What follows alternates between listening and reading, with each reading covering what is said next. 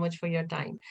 And now we would like to, I mean, I would like to move and speak to our next guest, who is our future leader. And, she is the next generation female leader, Aurora Akanksha.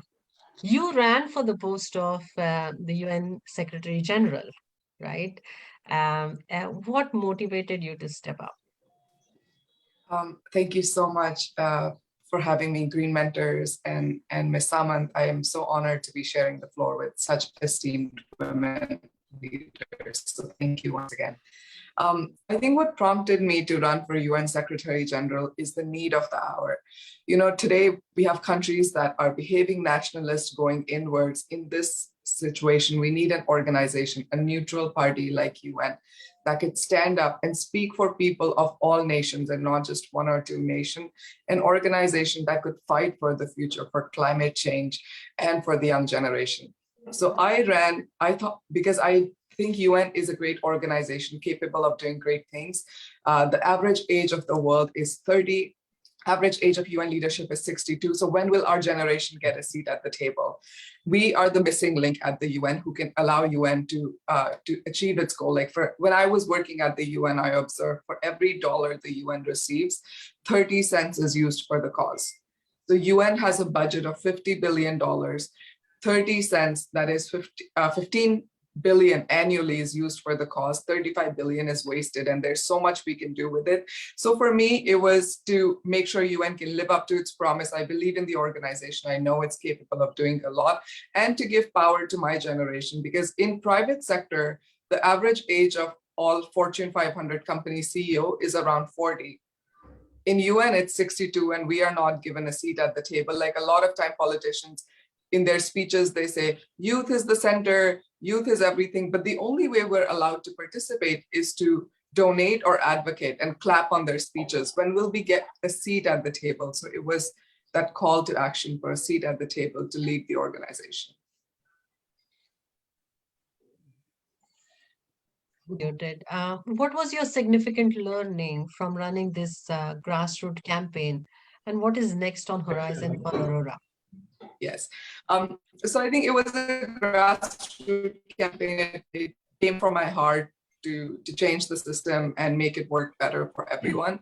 And what I learned from this grassroots campaign is that leadership is not really a title or how many influential people, leadership is an intention. If you intend to do good, you'll be so surprised at how many great people come join you. And I think anything that comes from the heart, from pure intention, touches people. It connects the dots among those who believe in making a difference. I was pleasantly surprised that we had almost like 500 volunteers who signed up with no compensation to just be part of the movement. Around 22,000 people signed up for our newsletter to be aware of what we stand for, what they want to learn. So I think for me, leadership is an intention. Courage is the most critical ingredient, and the ability to say things that everyone is thinking but doesn't have the courage to say it, which is UN is a great organization, not doing the best it can, and let's make it work. And what's on the horizon is now to let other young people also run, because how many young people do we see in politics? That's something I realized. At the UN, I was the first. In American politics, we have a handful, like 3 or 4. In Indian, we have very few. So I think it's to give young people the ability and information, encouragement, anything to run with the world. Like I said, we are the ones who will inherit everything. Like as much as politicians try to keep us away to just keep in advocacy and donation, we will inherit every system that they've created. So it's creating pathways for them to be involved. Aurora, I wish you the best, and sky is the limit. So we touched upon spirituality, politics, and diplomacy. But what is very important in human life is culture. Culture provides important social and economic benefits. And preserving culture through any art form is very important in this technological age. Our last speaker of today's panel is Swati Atluri. She's an award-winning dancer and founder of Sitendra Kuchipudi Art Academy in New Jersey, USA. So, Swati, you are a dance entrepreneur running your dance academy.